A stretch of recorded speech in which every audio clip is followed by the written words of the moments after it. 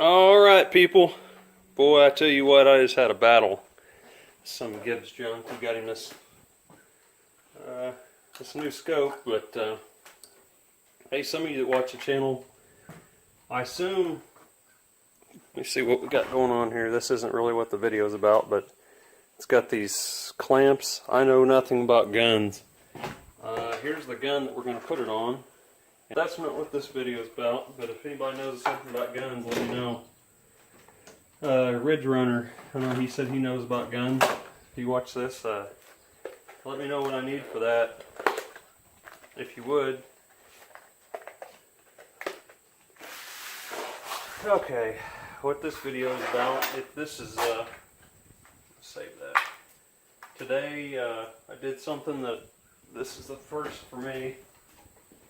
See what y'all can see. Got crap everywhere.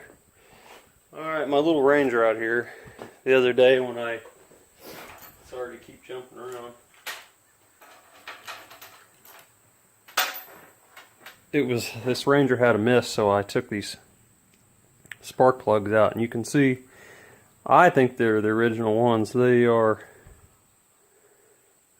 Motorcraft, which would, you know, Ford part. I assume they're the original ones. They sure look bad. Well, the one on the driver's side, all the way in the back, would not budge. And that, I've been changing spark plugs in every car I've ever had since, well, I bought my first car when I was 15. Late 15. And I could not get that spark plug out in there. The truck was still, it ran a little better, it was still missing.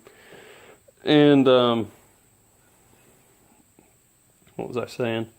Anyway, today I sprayed a bunch of penetrating oil in it, and, okay, I'm back. I flipped you around where you could see me.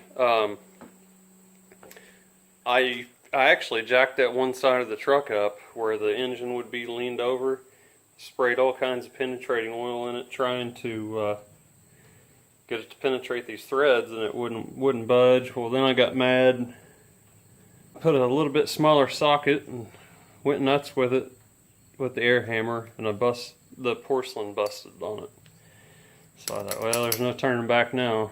So I kept on socket, air hammer, you know. Finally, that's the right here. That's the end goes around here, right here, that the socket wrench would hold on to and turn this out. Then this snapped off, and I thought, uh-oh. I didn't know what to do. So what I did is I know this probably wasn't a good thing to do, but I don't know how else to do it. I took this and just started, you know, knocking that porcelain out of it, and then taking my big air wand, getting all of it I can out. And then it is, I mean, I'll take the camera in there. You are in such a bind trying to get this. It was the worst one that it could be. Maybe, well, I guess the passenger side would have been just as bad, but it was the one deepest in the engine. But, oh man, I'm so happy to get that out. That's my first. So this is I don't know how big this is. It says drill 13/32 hole, so this is a pretty big tap, but I wanted to make sure I got one big enough. So to me, it looks like it was just about right. So I took it in there, took a hammer, you know, just little baby swings, all you can do. Got that in there, and this was so tight. Hold on. Take this pipe. This was my cheater pipe. So this is what I had. This with a swivel, and this. And then you can only move about that much, and I get one click. Click. And I thought, oh, I heard it go. You know, I heard it let one. I thought, oh, I think it moved. I think it moved. And then I took the wrench off of it, and I was able to go, ooh. Oh, there's no better feeling than that thing coming out of there. Then I turned the engine over and let it run just for a second or two.